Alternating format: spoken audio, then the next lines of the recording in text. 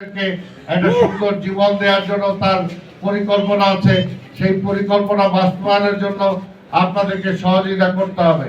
অর্থাৎ টোটাল সমাজটাকে যদি আমরা ভালো করতে পারি, মানুষের যদি বেনিফিট দিতে পারি, তাহলে অটোমেটিক্যালি এই মানুষগুলো আবার ফিরে আমাদের দিকে আসবে।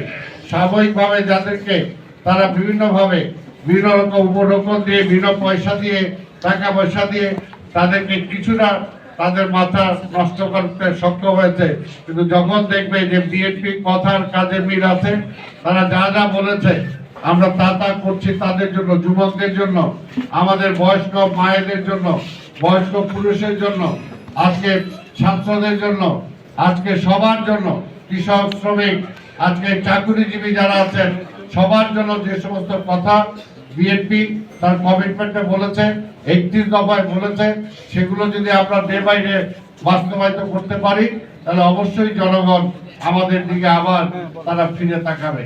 এবং সেই সময় দেখা যাবে আগামী নির্বাচন 5 বছর পরে যখন নির্বাচন হবে, তখন দেখা যাবে বিপুল ভোটে আবার আমরা নির্বাচিত হয়েছি।